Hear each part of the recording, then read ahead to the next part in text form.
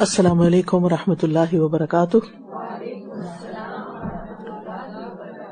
نحمده ونصلی علی رسولہ الکریم، اما بعد فاعوذ باللہ من الشیطان الرجیم، بسم اللہ الرحمن الرحیم، رب اشرح لی صدری ویسر لی امری واحلل عقدۃ من لسانی یفقہوا قولی۔ یا ایھا الذین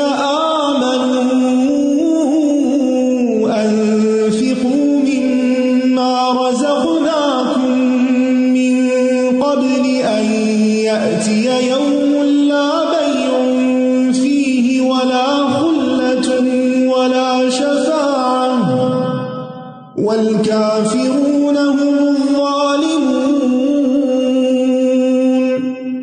اللہ لا الہ الا هو الحی القیوم لا تأخذه سنة ولا نوم له ما في السماوات من ذا الذي يشفع عنده إلا بإذنه يعلم ما بين أيديهم وما خلفهم ولا يحيطون بشيء من علمه إلا بما شاء وسع كرسيه السماوات والأرض ولا يؤوده حفظهما وهو العلي العظيم۔ لا إكراه في الدين قد تبين الرشد من الغي فمن يكفر بالطاغوت ويؤمن بالله فقد استمسك بالعروة الوثقى لا انفصام لها والله سميع عليم۔ الله ولي الذين آمنوا يخرجهم من الظلمات إلى النور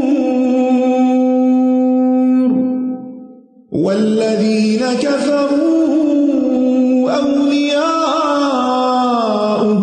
الطاغوت يخرجونهم من النور إلى الظلمات أولئك أصحاب النار هم فيها خالدون۔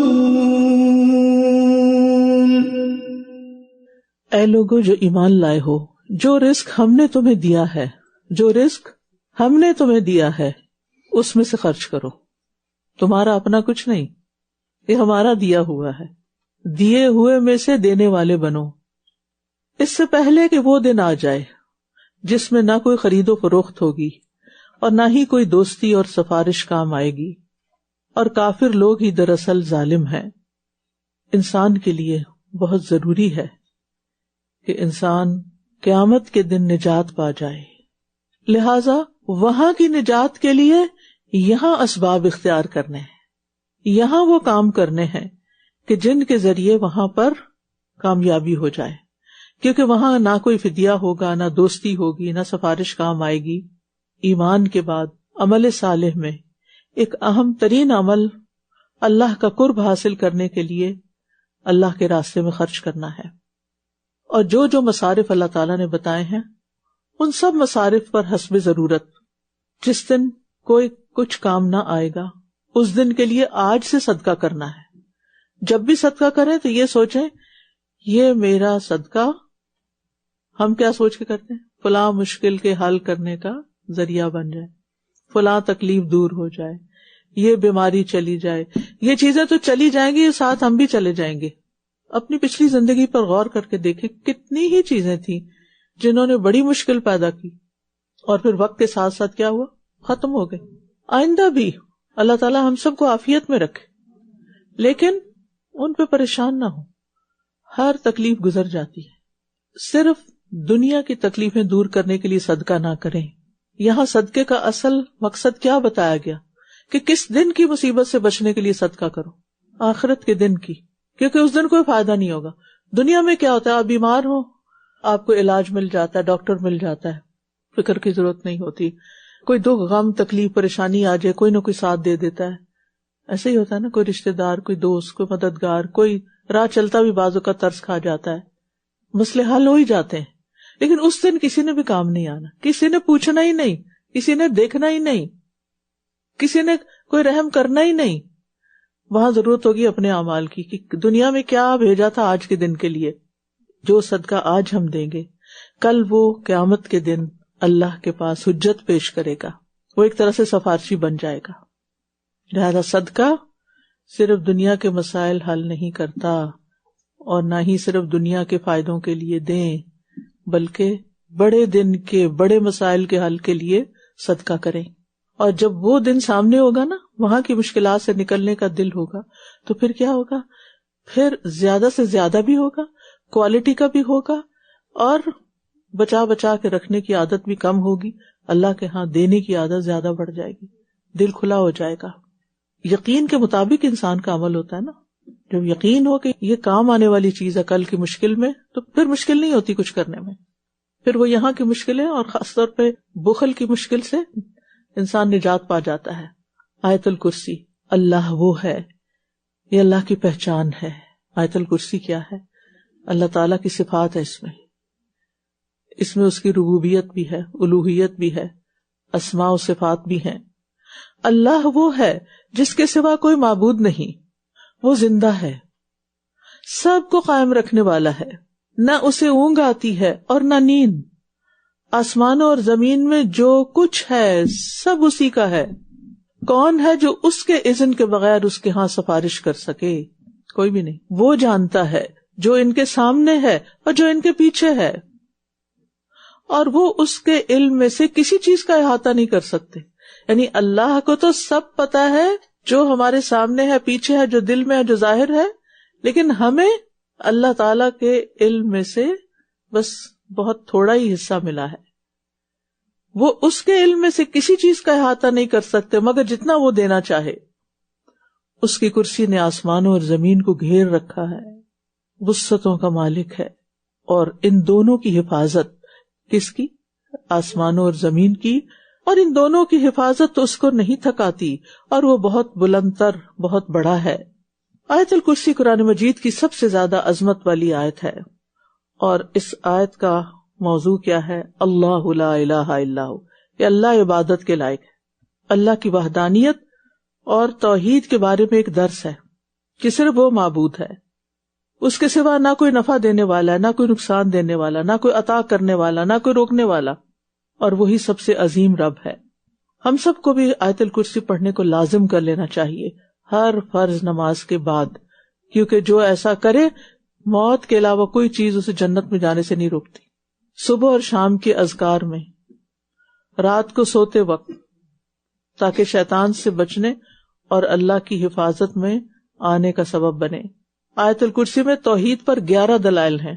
الحی، القیوم، لا تأخذہ سنۃ ولا نوم، لہ ما فی السماوات وما فی الارض، من ذا الذی یشفع عندہ الا بإذنہ، یعلم ما بین ایدیہم وما خلفہم، ولا یحیطون بشیء من علمہ الا بما شاء، وسع کرسیہ السماوات والارض ولا یؤودہ حفظہما وہو العلی العظیم. دین میں کوئی جبر نہیں، یقیناً ہدایت گمراہی سے الگ ہو چکی ہے. تو جو کوئی طاغوت کا انکار کرتا ہے اور اللہ پر ایمان رکھتا ہے تو یقیناً اس نے ایک مضبوط کڑا تھام لیا جو کبھی ٹوٹنے والا نہیں، اور اللہ خوب سننے والا، خوب جاننے والا ہے. یاد رکھیے، زندگی گزارنے کے لیے راہ عمل صرف اور صرف اسلام ہے. اللہ نے اسلام کے ذریعے ہمیں روشنی عطا کی ہے، ہدایت اور گمراہی کا فرق بتا دیا ہے. لہذا ہر انسان کو جو عقل دی گئی ہے اس کے ساتھ وہ اس کا علم حاصل کر کے اس فرق کو جانے۔ اللہ ان لوگوں کا دوست ہے جو ایمان لائے، وہ انہیں اندھیروں سے روشنی کی طرف نکال لاتا ہے، اور وہ جنہوں نے کفر کیا ان کے دوست طاغوت ہیں، سرکش قوتیں، شیطان، یہ انہیں روشنی سے اندھیروں کی طرف نکال لے جاتے ہیں، آسانیوں سے مشکل کی طرف، اندھیروں کی طرف، پریشانیوں کی طرف۔ یہی لوگ آگ کے ساتھی ہیں، دنیا میں بھی مصیبت کا باعث اور آخرت میں بھی، یہ اس میں ہمیشہ رہنے والے ہیں۔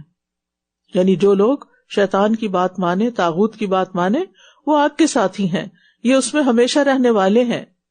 یہاں پر ظلمات پلورل ہے اور روشنی سنگولر ہے، حق ایک ہی ہے، جبکہ گمراہیاں بہت ساری ہیں، شرک، کفر، جہالت، بدعت۔ تو جب انسان کے اندر ایمان آتا ہے تو انسان کے اندر ایک قرار آ جاتا ہے، انسان کے اندر صبر آ جاتا ہے، توکل آ جاتا ہے، جس کی وجہ سے اس کی زندگی میں راحت اور سعادت آ جاتی ہے، اللہ کی ولایت ملتی ہے، اللہ ولی الذین آمنوا۔ جبکہ شیطان جن کا ساتھی بن جاتا ہے ان کو اندھیرے ملتے ہیں، پریشانیاں ملتی ہیں، نافرمانیوں کی طرف وہ چل پڑتے ہیں۔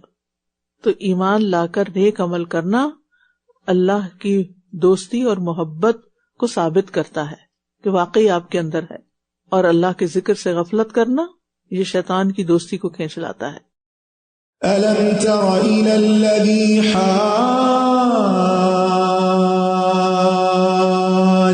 إِبْرَاهِيمَ فِي رَبِّهِ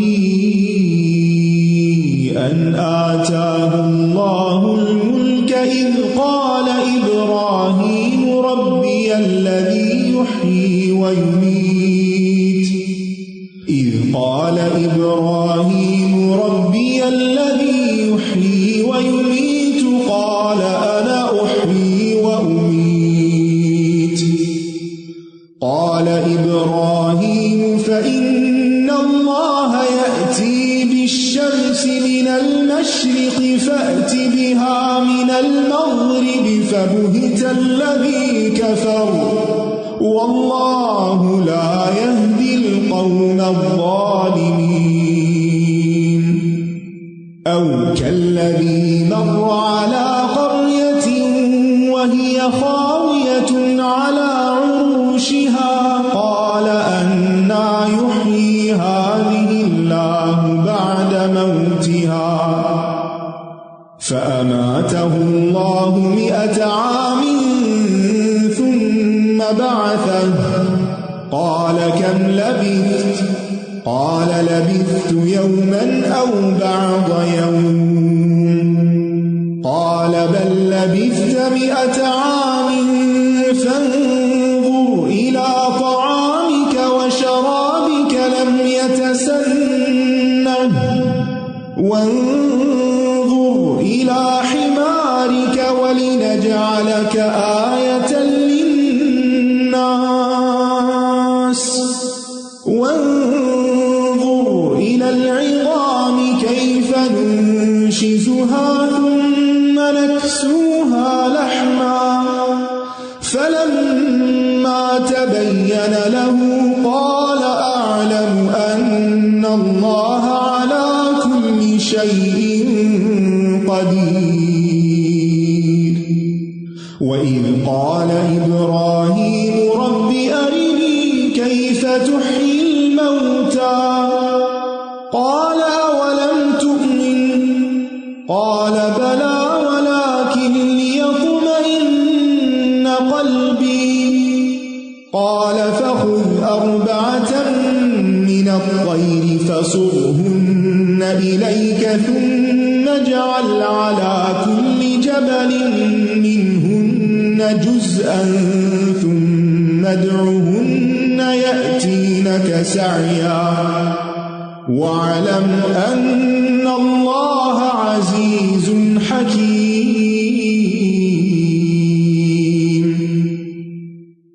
کیا آپ نے اس شخص کو نہیں دیکھا جس نے ابراہیم سے اس کے رب کے بارے میں جھگڑا کیا، اس بنا پر کہ اللہ نے اسے بادشاہت دے رکھی تھی؟ جب ابراہیم نے کہا کہ میرا رب وہ ہے جو زندگی عطا کرتا ہے اور موت دیتا ہے، اس نے کہا میں بھی زندگی اور موت دیتا ہوں، ابراہیم نے کہا تو اللہ تو سورج کو مشرق سے لاتا ہے، لہٰذا تم اسے مغرب سے لے آؤ۔ تو وہ شخص جس نے کفر کیا تھا ہکا بکا رہ گیا، اور اللہ ظالم لوگوں کو ہدایت نہیں دیتا۔ اللہ تعالیٰ کس طرح ایمان والوں کا دوست ہوتا ہے، یہ بات ہمیں اس مثال سے سمجھ آتی ہے کہ کس طرح اللہ تعالیٰ نے ابراہیم علیہ السلام کو رشد عطا کی، اور وہی نمرود کا بھی خالق ہے، لیکن نمرود کے تکبر کی بنا پر کہ اس کے پاس بادشاہت ہے، کس طرح وہ سیدھے رستے سے بھٹک گیا، اور کس طرح ابراہیم علیہ السلام نے نمرود کے ساتھ بات چیت کی، کس طرح لاجک کے ساتھ اس کو سمجھایا، اور کس طرح اللہ سبحانہ وتعالیٰ نے ان کے دل میں یہ دلائل ڈالے۔ مومن کے لیے عقل کی نعمت ہو یا فیصلہ کرنے کی صلاحیت ہو، یہ سب کچھ درست سمت پہ استعمال ہوتی ہیں، لیکن غیر مومن کے لیے یہ نعمتیں وبال ثابت ہوتی ہیں۔ مومن ان صلاحیتوں کے ساتھ حق کو ثابت کرتا ہے، جبکہ غیر مومن ان صلاحیتوں کے ساتھ ناحق کی طرف جاتا ہے۔ اسی طرح دیگر دنیاوی نعمتیں بھی، جس شخص کا اللہ پر ایمان نہ ہو وہ نعمتیں اس کے لیے سرکشی کا باعث بن جاتی ہیں، وبال بن جاتی ہیں، اس کی برائیوں میں اضافے کا سبب بن جاتی ہیں۔ جب آپ کے پاس علم نہیں ہوتا تو مال کہاں خرچ ہوتا ہے؟ آپ دیکھ رہے ہیں نا جس طرح لوگ جہاں جہاں خرچ کرتے ہیں، تو بعض اوقات اتنی فضول خرچی ہوتی ہے۔ مجھے تو کبھی سمجھ نہیں آئی کہ مختلف مواقع پر ایون جو ڈریسز پہنتے ہیں لوگ صرف ایک بار زندگی میں، اس میں لاکھوں کروڑوں لگا دیتے ہیں، اس کا وہ حساب کیسے دیں گے؟ اللہ کو کیا جواب دیں گے کہ اس مال کو کہاں استعمال کیا؟ جبکہ دنیا میں بے شمار لوگ ایسے ہیں کہ جن کے لیے تن ڈھانپنے کو کپڑا نہیں، جن کے پاؤں میں جوتے نہیں، جن کے پیٹ میں کھانا نہیں، اور ان کو کیا سوچ کے اگنور کر دیتے ہیں کہ وہ محنت کرے نا، کب تک ہم انہیں دیتے رہیں گے؟ انطعم من لو یشاء اللہ اطعمہ، ہم ان کو کھلائیں، اللہ چاہتا تو خود ہی کھلا دیتا۔ یہ لاجک اس طرح کی دلیلیں دینے پر استعمال ہو جاتا ہے۔ ٹھیک ہے آپ ان کو نہ کھلائیں، لیکن ان کے لیے ایسے وسائل تو مہیا کریں کہ وہ اپنے لیے کوئی روٹی کما سکے، بلکہ الٹا کیا ظلم ہو رہا ہے کہ ان کے وسائل کو بھی اپنے عیش و عشرت میں استعمال کیا جا رہا ہے۔ تو یاد رکھیے، مال اگر ایک دین والے کے پاس ہوگا تو وہ انسانیت کی بھلائی کے کاموں میں استعمال ہوگا، اللہ سے ڈرنے والے کے پاس ہوگا تو صحیح جگہ استعمال ہوگا، اور اللہ کے نافرمان کے پاس ہوگا تو وہ اس کو ضائع کر دے گا صرف اپنی خواہشات کی تکمیل میں۔ ابراہیم علیہ السلام کو اللہ نے علم دیا تھا، لیکن اس علم نے ان کو بگاڑا نہیں، اس حکمت نے ان کو سیدھی راہ دکھائی۔ ہمیں بھی دعا کرنی چاہیے، یا معلم ابراہیم علمنی و یا مفہم سلیمان فہمنی۔ پھر ایک اور قصہ ہے، یا اس شخص کی طرح جو ایک بستی پر گزرا جو اپنی چھتوں پر گری پڑی تھی، کہنے لگا اس کی بربادی کے بعد اللہ اس کو کس طرح زندہ کرے گا؟ تو اللہ نے اسے 100 سال تک موت دے دی، پھر اسے زندہ کر کے اٹھایا اور پوچھا تم کتنا عرصہ یہیں ٹھہرے رہے؟ اس نے کہا میں 1 دن یا اس کا کچھ حصہ ٹھہرا ہوں۔ فرمایا نہیں، بلکہ تم تو 100 سال ٹھہرے رہے۔ تم اپنے کھانے اور پینے کی چیزوں کو دیکھو جو ابھی تک باسی نہیں ہوئی، اور اپنے گدھے کو دیکھو، اور یہ اس لیے کیا تاکہ ہم تمہیں لوگوں کے لیے ایک نشانی بنا دیں۔ اور ہڈیوں کی طرف دیکھو، ہم کس طرح انہیں اٹھا کر جوڑتے ہیں، پھر انہیں گوشت پہناتے ہیں۔ تو جب اس کے لیے یہ معاملہ خوب واضح ہو گیا، کہنے لگا میں جان گیا ہوں کہ بے شک اللہ ہر چیز پر خوب قدرت رکھنے والا ہے۔ اور وہ وقت بھی یاد کرو جب ابراہیم نے کہا اے میرے رب مجھے دکھا کہ تو مردوں کو کس طرح زندہ کرے گا۔ فرمایا کیا بھلا تم ایمان نہیں رکھتے؟ اس نے کہا کیوں نہیں، لیکن اس لیے تاکہ میرا دل مطمئن ہو جائے۔ فرمایا تم 4 پرندے لے لو، پھر انہیں اپنے سے مانوس کر لو، پھر ان کو ذبح کر کے ہر پہاڑ پر ان کا ایک حصہ رکھ دو، پھر انہیں بلاؤ، وہ سب تمہارے پاس دوڑتے ہوئے آ جائیں گے، اور جان لو کہ بے شک اللہ بہت زبردست خوب حکمت والا ہے۔ تو یہاں پر آپ دیکھ رہے ہیں کہ کس طرح ایک شخص کے دل میں خیال گزرا ایک برباد بستی کو دیکھ کر کے یہ دوبارہ اس کی ریزریکشن کیسے ہوگی، یہ اٹھے گی کیسے، یہ سب کچھ ختم ہو چکا ہے۔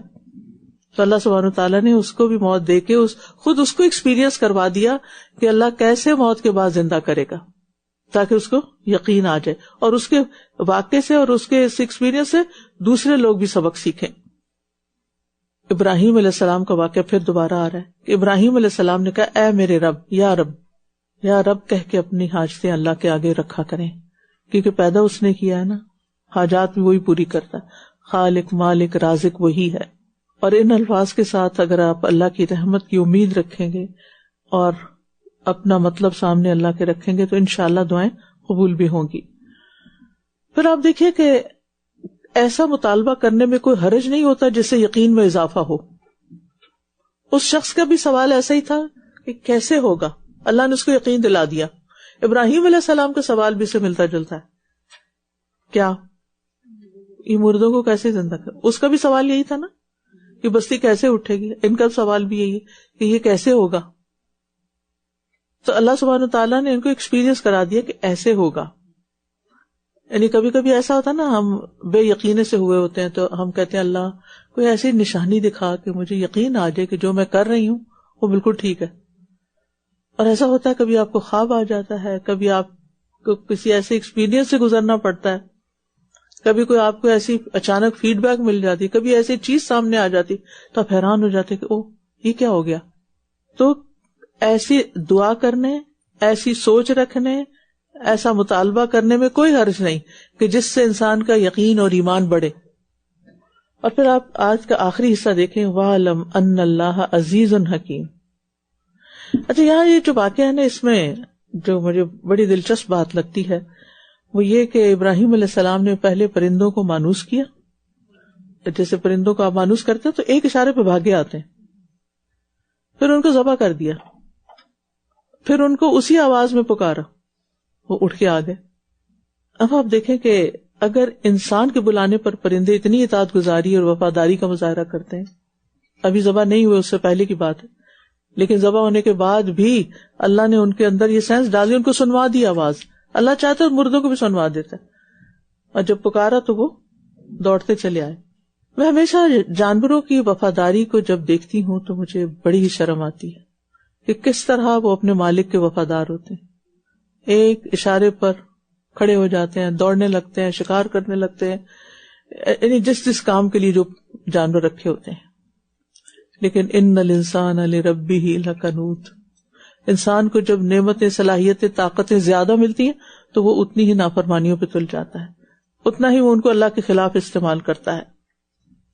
اور یہاں آخر میں جو صفات اللہ تعالیٰ کی بیان ہوئی ہے نا، وَاعْلَمْ أَنَّ اللَّهَ عَزِيزٌ حَكِيمٌ، جان لو کہ اللہ غالب ہے، حکمت والا ہے. یہ پوری آیت کا اور پورے واقعے کا پورا خلاصہ ہے کہ یہ کیوں ہو گیا، کیسے ہو گیا. عقل تو نہیں مانتی کہ کوئی ذبح کیے ہوئے پرندے، آپ کے گھر میں چکن رکھا آپ اسے بلائیں، وہ تو نہیں آئے گی کیونکہ آپ نے تو مانوس بھی نہیں ویسے کیا اس کو، وہ کہاں سے آئے گی. آپ کا تو اس سے تعلق ہی نہیں، آپ نے صرف اس کو خرید کے رکھ لیا بس کھانے کے لیے. تو اللہ عزیز بھی ہے، حکیم بھی ہے. اچھا عزیز ہے یعنی وہ پوری قدرت رکھتا کہ جب چاہے گا وہ زندہ اٹھا لے گا، اور حکیم ہے، کمال حکمت والا ہے کہ جس کے مطابق اس نے زندوں کی موت کے لیے اور مردوں کو زندہ کرنے کے لیے ایک وقت مقرر کر رکھا ہے، اور وہ اس اپنے وقت پر وہ کر سکے گا اور کرے گا. مثل الذين ينفقون أموالهم في سبيل الله كمثل حبة أنبتت 7 سنابل في كل سنبلة 100 حبة والله يضاعف لمن يشاء والله واسع عليم. الذين ينفقون أموالهم في سبيل الله ثم لا يتبعون ما أنفقوا منا ولا أذى ثم لا يتبعون ما أنفقوا منا ولا أذى لهم أجرهم عند ربهم ولا خوف عليهم ولا هم يحزنون. قول معروف ومغفرة خير من صدقة يتبعها أذى واللہ غنی حلیم یا ایہا الذین آمنوا لا تبطلوا صدقاتکم بالمن والأذى كالذي ينفق ماله رئاء الناس ولا يؤمن بالله واليوم الآخر فمثله كمثل صفوان عليه تراب فأصابه وابل فتركه صلدا لا يقدرون على شيء مما كسبوا والله لا يهدي القوم الكافرين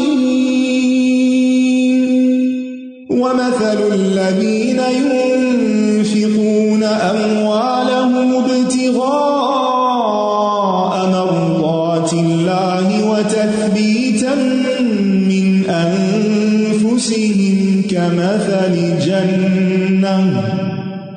كمثل جنة بربوة أصابها وابل فآتت أكلها ضعفين فإن لم يصبها وابل فطل والله بما تعملون بصير أيود أحدكم أن تكون له جنة من نخيل وأعناب تجري من تحتها الأنهار له فيها من كل الثمرات وأصابه الكبر وله ذرية ضعفاء فأصابها إعصار فيه نار فاحترقت كذلك يبين الله لكم الآيات لعلكم تتفكرون. جو لوگ اپنے مال اللہ کے راستے میں خرچ کرتے ہیں، اللہ کے راستے میں، دین کے کاموں میں، ان کے خرچ کی مثال ایک دانے کی طرح ہے جس نے 7 بالیاں اگائیں، جس کی ہر بالی میں 100 دانے ہوں، اور اللہ جس کے لیے چاہتا ہے بڑھا دیتا ہے، اور اللہ وسعت والا خوب علم والا ہے. کیونکہ دین کے راستے میں خرچ کرنے کا فائدہ اور زیادہ ہوتا ہے، بڑے پیمانے پر ہوتا ہے، زیادہ لوگوں کو فیض پہنچتا ہے، ہزاروں لوگوں تک خیر جاتی ہے. جو لوگ اپنے مال اللہ کے راستے میں خرچ کرتے ہیں، پھر خرچ کرنے کے بعد نہ احسان جتاتے ہیں اور نہ ہی اذیت دیتے ہیں، ان کے لیے ان کا اجر ان کے رب کے پاس ہے. ضروری شرط بتا دی گئی، اجر تب ملے گا جب وہ احسان جتانے اور اذیت دینے سے خالی ہوگا، اور ان پر نہ تو کوئی خوف ہوگا اور نہ ہی وہ غمگین ہوں گے. مزید فائدہ بتا دیا گیا کہ خوف اور غم سے نجات مل جائے گی. تو اللہ کی رضا کے لیے خرچ کرنے والوں کے لیے خوشخبریاں ہی خوشخبریاں ہیں، اور اللہ کی راہ میں دینا دنیا اور آخرت کی سعادت کا موجب ہے. اور اس کے برعکس احسان جتلانا اور تکلیف پہنچانا دنیا اور آخرت دونوں میں نقصان کا باعث ہے. اچھی بات کرنا اور درگزر کر دینا اس صدقے سے بہتر ہے جس کے بعد اذیت دی جائے، اور اللہ بہت بے نیاز بے حد بردبار ہے. یعنی اگر صدقہ نہیں کر سکتے کسی بھی وجہ سے، ہے نہیں کچھ، یا دل کی تنگی ہے، یا کوئی اور ضرورت آڑے آ گئی ہے، تو کم از کم اچھی اور بھلی بات ضرور کر دیں. اس میں تو تمہارا کچھ بھی خرچ نہیں ہوتا. اگر کوئی سائل ہے تو اس سے اچھے الفاظ میں معذرت کر لیں. اگر سائل سختی کر رہا ہے، بدتمیزی کر رہا ہے، تو اس کے جواب دینے کی بجائے درگزر سے کام لیں، صبر سے کام لیں، اور خندہ پیشانی سے ملاقات کرنا یہ بھی صدقہ ہے. دینے کے معاملے میں ان اصولوں کو اپنے سامنے رکھیں. اللہ بڑا بے نیاز ہے، اس کے نام پر نہیں بھی دو گے تو اسے کوئی فرق نہیں پڑتا. بڑا بردبار ہے کہ اس نے تمہیں اتنا کچھ دیا، اسی میں سے تم نے دینا تھا، اور اگر نہیں دیا تو پھر بھی وہ تحمل سے کام لیتا ہے، حلیم ہے. اگر ہم کسی کو کچھ دیں اور ضرورت پڑنے پر ہمیں اس سے کوئی کام ہو اور کچھ مانگیں اور وہ نہ دے تو ہمارا کیا حال ہوتا ہے؟ تو اللہ کو تو ضرورت بھی نہیں ہے، وہ تو تمہارے فائدے کے لیے چاہتا ہے کہ کچھ لوگ جن کو میں نے دیا ہے وہ ان پر خرچ کریں جن کے پاس نہیں ہے. اے لوگو جو ایمان لائے ہو، اپنے صدقات کو احسان جتا کر اور اذیت دے کر ضائع مت کرو، اس شخص کی طرح جو اپنا مال لوگوں کو دکھانے کے لیے خرچ کرتا ہے اور اللہ اور یوم آخرت پر ایمان نہیں رکھتا. اس کی مثال صاف چٹان کی طرح ہے جس پر مٹی ہو، پھر اس پر تیز بارش پڑے تو وہ اس کو صاف چٹان کی طرح چھوڑ دے. اور جو کچھ انہوں نے کمایا اس میں سے کسی بھی چیز پر یہ قدرت نہ پائیں گے، اور اللہ کفر کرنے والوں کو ہدایت نہیں دیتا. ریاکاری کرنا کس بات کی دلیل ہے کہ ایسے بندے کا اللہ پر بھی ایمان کمزور ہے اور آخرت پر بھی پورا یقین نہیں. پھر یہاں سے یہ بھی پتہ چل رہا ہے کہ جس طرح نیک اعمال برائیوں کو ختم کر دیتے ہیں، اسی طرح برائیاں بھی نیک اعمال کو ختم کر دیتی ہیں. صدقہ کرنے سے کیا ہوتا ہے؟ گناہ دھل جاتے ہیں، اللہ کا غضب ٹھنڈا ہو جاتا ہے، انسان کی معافی ہو جاتی ہے، نیکی کا فائدہ ہو گیا آپ کو. اور اگر آپ نے اس میں اذیت شامل کر لی اور دکھاوا شامل کر لیا تو جو دیا تھا نا وہ بھی وائپ آؤٹ ہو گیا، وہ بھی چلا گیا. اور کسی کو دے کر جتلانا کبیرہ گناہ ہے. 3 آدمی ایسے ہیں حدیث کے مطابق جن سے اللہ سبحانہ وتعالیٰ قیامت کے دن نہ کلام کرے گا، نہ ان کی طرف دیکھے گا، نہ انہیں پاک کرے گا، اور ان کے لیے دردناک عذاب ہے. اور نبی صلی اللہ علیہ وسلم نے یہ بات 3 دفعہ دہرائی. تو حضرت ابو ذر نے کہا وہ تو ناکام و نامراد ہو گئے یا رسول اللہ، وہ کون ہے؟ وہ کون بدبخت ہے؟ آپ نے فرمایا کپڑا لٹکانے والا، یعنی ایسا ڈریس پہننے والا جو تکبر کے ساتھ اس کو پیچھے پیچھے گھسیٹے، احسان جتلانے والا، دے کر تانے مینے کرنے والا، اور جھوٹی قسم کے ساتھ اپنا مال فروخت کرنے والا، جھوٹ بول کر اپنا مال سیل کرنے والا. لہذا ان چیزوں سے بچتے رہنا چاہیے. اور جو لوگ اپنے مال اللہ کی رضامندی چاہنے اور اپنے دلوں کے جماؤ کے ساتھ خرچ کرتے، پوری تسلی، یقین، راحت، سکون کے ساتھ، ان کی مثال اس باغ کی طرح ہے جو اونچی جگہ پر ہو، جس پر تیز بارش برسے تو وہ اپنا پھل دگنا لائے، پھر اگر اس پر تیز بارش نہ بھی برسے تو فوار ہی کافی ہے. اور جو عمل بھی تم کرتے ہو اللہ اسے خوب دیکھنے والا ہے. لہذا جب بھی اللہ کے راستے میں خرچ کریں تو اللہ کی رضامندی بھی مد نظر ہو اور دل کا قرار بھی ہو، کوئی بے چینی نہ ہو کہ ہائے چلا جا رہا ہے، دے رہے ہیں. کیونکہ ایسا دینا چاہے وہ تھوڑا ہی کیوں نہ، اس کا فائدہ بہت زیادہ ہوگا. جیسے کسی باغ کو شبنم ہی کافی ہو جائے تو یہ تھوڑی سی چیز بھی کافی ہو گئی. تو اللہ کے راستے میں دیا ہوا تھوڑا بھی بہت فائدہ لائے گا اگر اللہ کی رضامندی کے لیے خرچ کیا. کیا تم میں سے کوئی یہ چاہے گا کہ اس کا کھجوروں اور انگوروں کا ایک باغ ہو جس کے نیچے نہریں بہتی ہوں، اس کے لیے اس میں ہر طرح کے پھل ہوں، اور اسی حال میں اس کو بڑھاپا آ پہنچے اور اس کے بچے ابھی کمزور ہوں، تو اچانک اس باغ پر ایک بگولا آ پڑے جس میں آگ بھری ہوئی ہو تو وہ جل کر راکھ ہو جائے. اسی طرح اللہ تعالیٰ تمہارے لیے آیات کھول کر بیان کرتا ہے تاکہ تم غور و فکر کرو.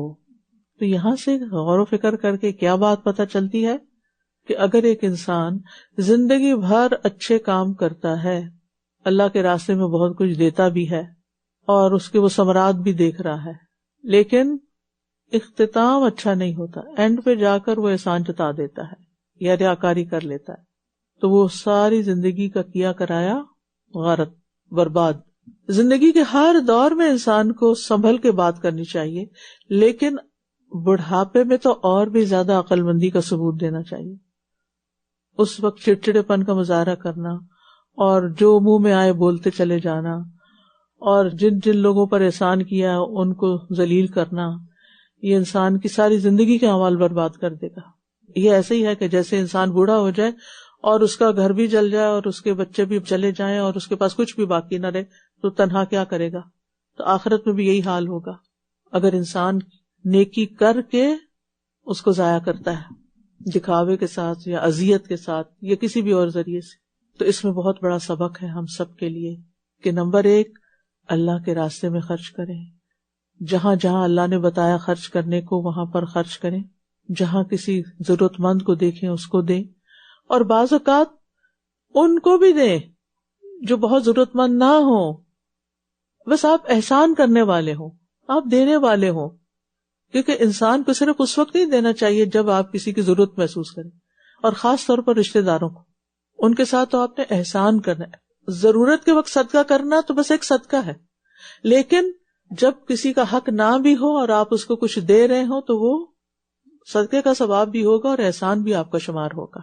تو اللہ سبحانہ وتعالیٰ سے دعا ہے کہ اللہ تعالیٰ ہمیں عمل کرنے والا بنائے, اور ہم آج کم از کم کچھ نہ کچھ اللہ کے دین کی خاطر ضرور خرچ کریں, اور خاص طور پر رمضان کے لیے ضرور پلاننگ کر لیں کہ آپ نے ہر روز کیا کرنا ہے, کیسے کرنا ہے. جن جن کو دینا چاہیے نا, آپ سمجھتے ہیں کہ ان کو دینا چاہیے, ان کو بھی جنہوں نے آپ کو کچھ دیا اور ان کو بھی جنہوں نے آپ کو کبھی کچھ نہیں دیا, یعنی جنہوں نے کبھی آپ پہ کوئی احسان نہیں کیا, ان سب کی لسٹ بنا لی, ان کے ساتھ بھی کچھ نہ کچھ احسان کرنا ہے, کیونکہ یہ آپ اللہ کے لیے کر رہے ہوں گے.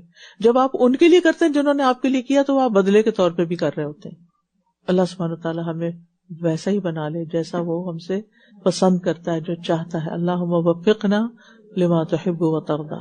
سادہ جی, دینے کی جو بات ہو رہی ہے, اگر ہم یہ سوچ لیں نا کہ اللہ تعالیٰ نے جو کام کروانے وہ کسی سے بھی کروا لیں گے, اور یہ ہماری خوش قسمتی اللہ تعالیٰ ہم سے کام لیں گے. یعنی یہ تو اللہ کا احسان ہے کہ اس نے ہمیں دیا اور دینے والوں میں بنایا. تازہ جی, جیسے ہوا کہ کبھی ہمارے ذہنوں میں کوئی بات ہوتی ہے اور ہمیں سمجھ میں نہیں آتا, ہم دعا کر رہے ہوتے ہیں کہ اللہ تعالیٰ دکھا دے. تو استاذہ جی, میرے لیے تو یہ کلاس جو ہے نا, مجھے یہاں سے تائید بھی مل جاتی ہے, اور جو کچھ غلط ہوتا ہے اس کی اصلاح بھی ہو جاتی ہے. میرے لیے ایک باتھ روم نا دنیا کی جنت ہے. الحمدللہ. السلام علیکم ورحمۃ اللہ وبرکاتہ. الحمدللہ آج کے پارے میں اور بہت سارے اسباق تھے ایمان کو, تقویٰ کو گرو کرنے کے لیے, اور خاص طور پہ انفاق کی بات بار بار آئی, اللہ تعالیٰ کی راہ میں خرچ کرنے کی بات بار بار آئی. اور رمضان کا مہینہ آ رہا ہے, ہم سب تڑپتے ہیں کہ اللہ سبحانہ تعالیٰ کی راہ میں اس وقت, خاص طور پہ ان دنوں میں اور رمضان سے پہلے بھی, رمضان کی تیاری میں خرچ کریں. تو اس کے بہت سارے مواقع موجود ہیں, آپ جانتے ہیں, لوکلی بھی اور انٹرنیشنلی بھی. رمضان میں فقراء مساکین کی مدد کے لیے, فوڈ پرووائڈ کرنے کے لیے, افطار پیکیجز کے لیے یہاں بھی اور الہدیٰ پاکستان میں بھی اپرچونٹیز موجود ہیں. ہمارے پاس ویب سائٹس پہ ساری چیزیں موجود ہیں کہ جس کے ذریعے آپ اپنا اپنا حصہ ان لوگوں تک پہنچا سکتے ہیں جنہیں ہم جانتے نہیں, اور جنہیں ہم بالکل جانتے نہیں, ان سے کوئی شکریہ یا کسی چیز کی توقع نہیں ہوتی, تو ہمارے لیے اپنے لیے بھی اخلاص کا باعث ہوتا ہے. تو انشاءاللہ میں آپ سب کو انکریج کروں گی کہ اس کے لیے بھی پلان کریں. یہاں لوکلی جو ہماری سرونگ ہیومینٹی کی ڈرائیو ہے, جو لوکل پور اینڈ نیڈی لوگوں کے لیے ہے, اس میں خاص طور پہ ہم چاہ رہے ہیں کہ پیکیجز رمضان سے پہلے تیار کر کے بھیج دیں, تاکہ جب رمضان کا مہینہ شروع ہوتے ان کو کوئی بھی اس طرح کے مسائل نہ ہو. اور اسی طرح الہدیٰ پاکستان کی بھی ڈرائیو ہے انٹرنیشنلی, آپ کو ساری اس کی انفارمیشن مل جائے گی کہ کیسے وہاں پر آپ لوگوں کو مدد فراہم کر سکتے ہیں. پھر اس کے علاوہ خاص طور پہ ہم نے آج جو انفاق کے بارے میں پڑھا کہ اللہ کے دین کی سپورٹ کے لیے, تو اس کے لیے ہمارے پاس ویب سائٹ پر alhuda.institute.ca پر آپ جائیں گے تو سو دا سیڈز آف نالج کے نام سے انشاءاللہ یہ ڈرائیو لانچ کی گئی ہے کہ آپ کا حصہ, جیسا کہ ہم نے آج پڑھا کہ ایک دانہ 700 یا اس سے بھی زیادہ اللہ تعالیٰ چاہے تو بڑھا دیں. تو انشاءاللہ دین کے اس کام میں جو یہاں ہو رہا ہے, ایجوکیشنل پروگرامز کے ذریعے, کمیونٹی ایجوکیشن کے ذریعے, بعض اوقات نیڈی اسٹوڈنٹس کی فیس کے لیے یا مسجد کے لیے, ٹیکنالوجی کے لیے, ابلاغ کے لیے, بہت سارے ایونیوز ہیں. تو انشاءاللہ ان سب ایونیوز کو یاد رکھیں اور نیت کریں کہ کس کس طرح کیا کیا آپ نے سپینڈ کرنا ہے. پھر اس کے علاوہ انشاءاللہ پروگرامز کے متعلق کہ اپ کمنگ ویکینڈ پر بہت سارے پروگرامز ہیں, تو آپ سب نے دائی بننا ہے ان پروگرامز کے لیے بلانے کے لیے. کیا پروگرام ہے؟ مثلاً فرائیڈے فیبروری 21 کو عشاء نماز کے ساتھ مردوں کے لیے, مرد حضرات کے لیے رمضان فقہی مسائل اور سوال جواب شیخ عبد الرحمن عتیق کے ساتھ ہوں گے یہاں الہدیٰ مسجد میں آن سائٹ, اور ریلے بھی ہوگا یوٹیوب پر. پھر اسی طرح انشاءاللہ سنڈے فیبروری 23 کی رات عشاء صلاح کے بعد رمضان دلوں کو جگانے کا مہینہ ڈاکٹر ادریس زبیر کے ساتھ انشاءاللہ ہمارا پروگرام ہوگا, again on site and online booth. یہ ایک بہت انٹرسٹنگ پروگرام ہے, قیام نائٹ. جو ینگ بیٹے جن کے پاس ہیں یا ینگ بھائی ہیں یا جو بھی young family members, nieces and nephews, nieces تو نہیں نیفیوز, ان کے لیے یوتھ قیام نائٹ کا اہتمام کیا گیا ہے, اور یہ خاص طور پہ رمضان تھیم پہ ہے. تو وہ مغرب سے آئیں گے انشاءاللہ کچھ نہ کچھ انٹروڈکشن، کھانا پینا، عشاء کے بعد خاطرہ، پھر لیٹ نائٹ قیام، پھر اس کے بعد فجر سے پہلے کا کچھ حصہ تہجد، اور لڑکوں کے انٹرسٹ کے لیے ڈیورنگ دا ڈے کچھ گیمز بھی ہیں، کچھ سپورٹس بھی ہیں، اور مزید انشاءاللہ ایمان بوسٹنگ. ان کے پاس جو سوال ہوں انٹریکٹیو حلقہ کے ساتھ سوال بھی کر سکتے ہیں. رمضان ریوائول بھی اسی ویکینڈ پر انشاءاللہ فیبروری 23 2 to 3:30 سسٹر تیمیہ زبیر اور استاذہ رضیہ حمیدی کے ساتھ. انگلش آڈینسز کے لیے ینگ اور old never mind, any age women welcome. انشاءاللہ آپ زیادہ سے زیادہ لوگوں کو اس کے بارے میں بتائیے. اچھا، فیبروری 22 سیٹرڈے کو ہمارا ایک سینئر پروگرام ہو رہا ہے. I don't know if the flyer is here or not, لیکن انشاءاللہ for those of you who know seniors, anyone 55+، وہ رجسٹر کروا لیں اس کے لیے، کیونکہ یہ پروگرام خاص طور پہ الہدا اور نساء فاؤنڈیشن کی کولیبوریشن سے ہو رہا ہے. تو وی وڈ ریکوائر، کیونکہ وہ لوگ فوڈ وغیرہ بھی ارینج کریں گے سینئرز کے لیے، تو if you register you will have a place for your self, اور انشاءاللہ فوڈ بھی پرووائڈ کیا جائے گا. بچوں کے لیے سب سوچ رہے ہیں تو الحمدللہ آئی لو رمضان کا پروگرام آن سائٹ بھی موجود ہے، آن لائن بھی اس کا آپشن موجود ہے. تو جس کے لیے جو سوٹیبل ہو، بچوں کو اس چیز سے محروم نہ رکھیں ہم کہ ان کو رمضان آئے اور چلا جائے اور ان کو سمجھ نہ آئے کہ ہو کیا رہا ہے، صرف بھوکے پیاسے رہ کے وہ کمپلین کر کے پریشان ہو جائے. تو انشاءاللہ this is a beautiful program both on site and online. March break جو پبلک سکولز بند ہوں گے Monday to Thursday that week, ہمارے پاس 4 days کا on site special March break camp ہونے والا ہے. اس کی تھیم بھی رمضان ہے، فیتھ بوسٹ ریوائول کیمپ. انشاءاللہ زیادہ سے زیادہ لوگ اس کے بارے میں بتائیے. بارک اللہ فیکم. السلام علیکم ورحمۃ اللہ. بارک اللہ فیکم. وآخر دعوانا ان الحمد للہ رب العالمین. سبحانک اللہم وبحمدک، اشہد ان لا الہ الا انت، استغفرک واتوب الیک. السلام علیکم ورحمۃ اللہ وبرکاتہ. اللهم اجعل القرآن ربيع قلبي ونور صدري. اللهم اجعل القرآن ربيع قلبي ونور صدري. اللهم اجعل القرآن ربيع قلبي ونور صدري. لقد من الله على المؤمنين إذ بعث فيهم رسولا من أنفسهم يتلو عليهم آياته ويزكيهم ويعلمهم الكتاب والحكمة وإن كانوا من قبل لفي ضلال مبين. یقیناً اللہ نے مومنوں پر احسان کیا جب انہی میں سے ایک رسول ان میں بھیجا. وہ انہیں اللہ کی آیات پڑھ کر سناتا ہے اور ان کا تزکیہ کرتا ہے اور انہیں کتاب و حکمت کی تعلیم دیتا ہے. اور یقیناً اس سے پہلے وہ کھلی گمراہی میں تھے. یتلو علیہم آیاتہ، ان پر اس کی آیات یعنی قرآن کی آیات، اللہ تعالیٰ کی آیات پڑھ کر سناتا ہے.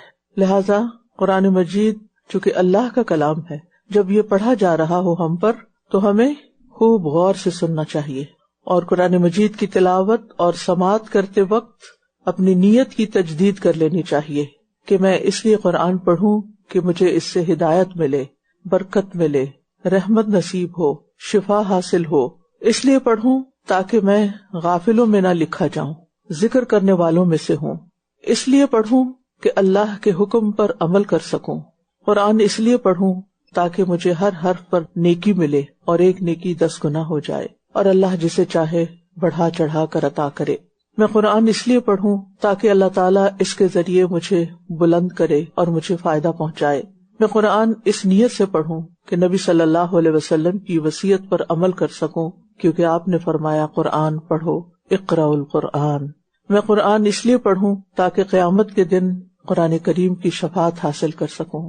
قرآن کی تلاوت سنتے ہوئے، اللہ کی آیات کو پڑھتے ہوئے اہل ایمان کے دل ڈر جاتے ہیں.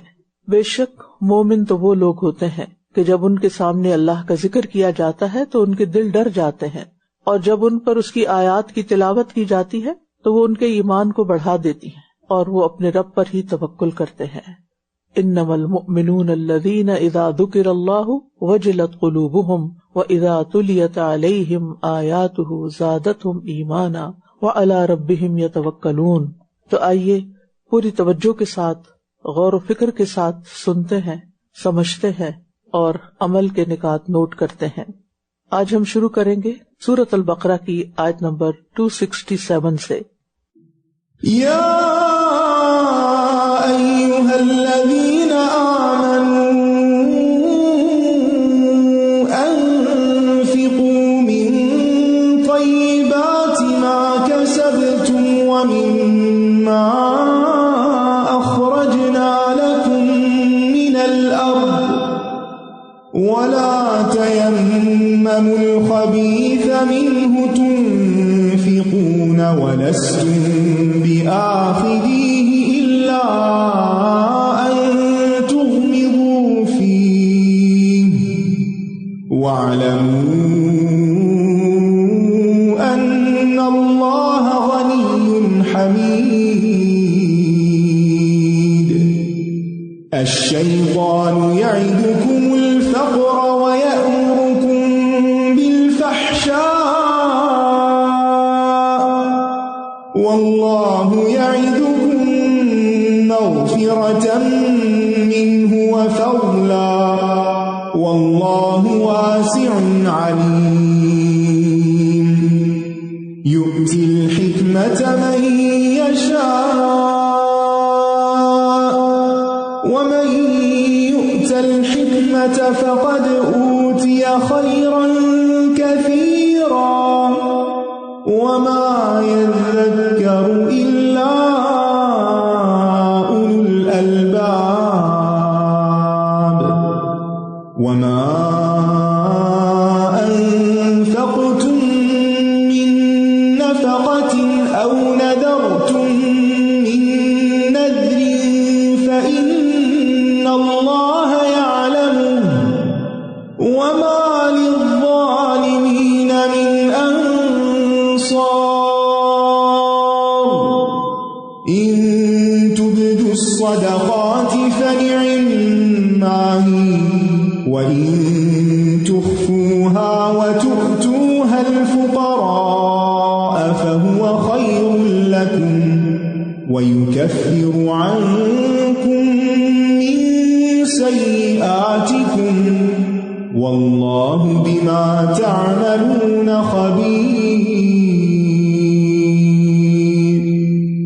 ليس عليك هداهم ولكن الله يهدي من يشاء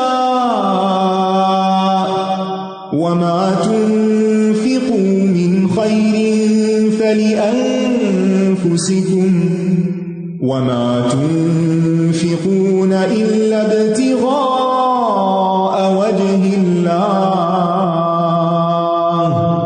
وما تنفقوا من خير يوفى إليكم وأنتم لا تظلمون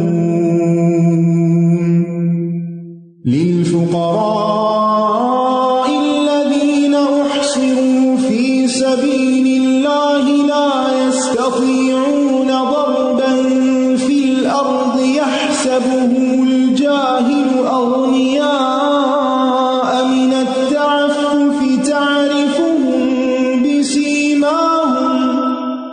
تعرفهم بسيماهم لا يسألون الناس إلحافا وما تنفقوا من خير فإن الله به عليم۔ اے لوگو جو ایمان لائے ہو، ان پاکیزہ چیزوں میں سے خرچ کرو جو تم نے کمائی ہیں، اور ان میں سے بھی جو ہم نے تمہارے لیے زمین سے نکالی ہیں، اور جو تم خرچ کرتے ہو اس میں سے خراب چیز دینے کا ارادہ نہ کرو جبکہ تم خود اس کو لینے والے نہیں، مگر یہ کہ تم اس بارے میں چشم پوشی کر جاؤ اور جان لو کہ بے شک اللہ بہت بے نیاز، بہت تعریف والا ہے۔ ایمان والوں کو ہدایت دی جا رہی ہے کہ اللہ کے راستے میں عمدہ، طیب اور حلال چیز کا صدقہ کریں، اور یہ قبولیت صدقہ کے لیے ایک شرط بھی ہے۔ اگر کوئی شخص ردی چیز اللہ کے راستے میں دے گا تو وہ اللہ کے ہاں قبول نہ ہوگی۔ کیا کوئی ردی، بیکار، گھٹیا چیز آپ کسی انسان کو دیں تو وہ اسے ایکسپٹ کرے گا؟ فقیر سے فقیر انسان بھی اس کو واپس دے مارے گا. اللہ کی تو شان ہی بڑی بلند ہے. جو سودا انسان اللہ کے ساتھ کر رہا ہو اور جو چیز اللہ کے لیے دے رہا ہو وہ تو نہایت عمدہ ہونی چاہیے. تو یہاں پر خاص طور پر طیب کا ذکر کیا گیا ہے، جو عمدہ مال کے لیے بھی آتا ہے اور اس مال کے لیے بھی جو حلال طریقے سے کمایا گیا ہو، یعنی بہت نفیس چیز نہیں لیکن سورس آف انکم حلال ہے. تو اللہ کے ادب میں سے ہے کہ بہترین اور پاکیزہ مال اس کے راستے میں خرچ کیا جائے. انسانی کمائی کے 4 بڑے ذرائع ہیں: زراعت، صنعت، تجارت اور ملازمت. کمائی ان میں سے جس بھی طریقے سے ہو، لیکن شرط یہ ہے کہ وہ حلال ہو، طیب ہو، عمدہ ہو، اور اگر وہ نصاب کو پہنچ جائے تو پھر اس پر زکوٰۃ بھی ادا کی جائے، تب وہ کمائی پاک ہوگی. اللہ سبحانہ تعالیٰ کو ہمارے مال کی ضرورت نہیں، ہمارے صدقات کی ضرورت نہیں، وہ تو انسانوں کو فائدہ دیتے ہیں. لیکن یہ احکامات کیوں دیے گئے؟ کیونکہ یہ احکامات انسانوں کے فائدے میں ہیں. جب آپ ایک اچھا کام کرتے ہیں، کوئی اچھی چیز کسی کو دیتے ہیں تو اس سے آپ کے دل کی حالت کچھ اور ہوتی ہے. لیکن اگر آپ کوئی گھٹیا چیز کسی کو دیتے ہیں تو اس کے اثرات آپ کے اپنے دل پر بھی ہوتے ہیں. اور خاص طور پر اگر وہ شخص جواب میں آپ کے ساتھ کوئی سلوک کرے تو پھر اس لین دین میں کوئی برکت نہیں ہوتی، کوئی خوشی نہیں ہوتی، کوئی سکون نہیں ہوتا، مقصد پورا نہیں ہوتا، نہ دنیا کے اعتبار سے اور نہ آخرت کے اعتبار سے. پھر فرمایا شیطان تمہیں مفلسی سے ڈراتا ہے اور بے حیائی کا حکم دیتا ہے، اور اللہ تم سے اپنی بخشش اور فضل کا وعدہ کرتا ہے، اور اللہ وسعت والا، خوب جاننے والا ہے. عموماً انسان اچھی چیز کیوں نہیں دیتا؟ کیونکہ شیطان انسان کو اس بات سے ڈراتا ہے کہ اگر تم اچھی چیز دوسرے کو دے دو گے تو پھر تمہارا کیا بنے گا. تو یاد رکھیے صدقہ کرتے وقت برے خیال آنا شیطانی وسوسے ہوتے ہیں، ان سے بچنے کی ضرورت ہے. تو انسان شیطان کی بات نہ مانے بلکہ اللہ سبحانہ تعالیٰ کے حکم پر چلے. اور اگر کسی کو ایسا خیال آئے بھی کہ میں غریب ہو جاؤں گا کسی کو دے کر، تو اسے یاد رکھنا چاہیے کہ چاہے میرے مال میں کچھ کمی ہو بھی رہی ہے لیکن میرے مال میں جو باقی ہے میرے پاس، اس میں برکت بھی ہو جائے گی، اس میں ترقی ہوگی، میرے گناہ معاف ہو جائیں گے. اور دوسری کس چیز کا حکم دیتا ہے شیطان؟ فحشاء کا. تو ہر وہ قول اور فعل، ہر وہ بات اور کام جس میں بڑی قباحت ہو وہ فحش ہوتا ہے، جیسے زنا وغیرہ، عمل قوم لوط وغیرہ، یا اسی طرح کھلی برائیاں یا اجتماعی برائیاں. تو شیطان ہمیشہ انسان کو بے حیائی کے کاموں میں خرچ کرنے کی ترغیب دیتا ہے. اللہ سبحانہ تعالیٰ نے قرآن میں صرف ایک جگہ فرمایا ہے کہ شیطان فقر سے ڈراتا ہے، جبکہ باقی جگہ رزق مقرر ہونے کی بات ہے. یعنی اس نے اپنی مخلوق کے لیے رزق کی ضمانت دی ہے، جبکہ شیطان رزق جانے کی اور فقر کی بات کرتا ہے. تو صدقہ کرنے والے کے لیے اللہ کا وعدہ ہے کہ صدقہ خیرات تمہارے گناہوں کا کفارہ بھی ہوگا، اس پر تمہیں کئی گنا اجر زیادہ ملے گا، تمہارے مال میں برکت ہوگی، تمہارے دل میں سکون اور راحت آئے گی، تمہاری وحشت دور ہوگی. لہذا انسان کبھی بھی فقر کے خوف سے صدقہ کرنا نہ چھوڑے، اور خرچ کرنے کے باوجود اللہ تعالی کی طرف سے دی ہوئی وسعت پر یقین رکھے، کیونکہ واللہ واسع علیم، اللہ بڑی وسعت والا ہے، خوب جانتا ہے. وہ جس کو چاہتا ہے حکمت عطا کرتا ہے، اور جس کو حکمت عطا کی گئی تو یقیناً اسے بہت زیادہ خیر سے نوازا گیا. اور نصیحت تو وہی قبول کرتے ہیں جو عقل والے ہیں. یعنی جس انسان کے اندر حکمت ہوتی ہے اس کے پھر معاملات بھی بڑے اچھے ہوتے ہیں، اس کا لین دین بھی حکمت پر مبنی ہوتا ہے، اس کا صدقہ خیرات بھی بڑا عمدہ ہوتا ہے. حکمت کیا ہے؟ حکمت ہے معاملہ فہمی، بصیرت، دین کا صحیح فہم. کوئی بھی بات کتنی بھی اچھی ہو، کتنی بھی سچی ہو، لیکن انسان پر وہ اس وقت عیاں ہوتی ہے، اس وقت کھلتی ہے، اس وقت اس کو سمجھ آتی ہے جب وہ کھلے ذہن سے اس کو دیکھتا ہے، کھلے ذہن سے اس کو ایکسپٹ کرتا ہے. تو صاف ستھری اور پاکیزہ سوچ جو ہے یہی حکمت کا سبب ہے. لہذا ہمیں اللہ کی طرف سے اگر حق کو قبول کرنے کی توفیق ہو جائے اور کام کو درست طریقے پر کرنے کی توفیق ہو جائے تو اس پر اللہ کا شکر ادا کرنا چاہیے، اور اپنے علم اور حکمت کو اللہ کے راستے میں اور نیک کام کرنے میں ہی استعمال کرنا چاہیے. کیونکہ جس کو یہ توفیق مل گئی اس کو تو بہت کچھ مل گیا.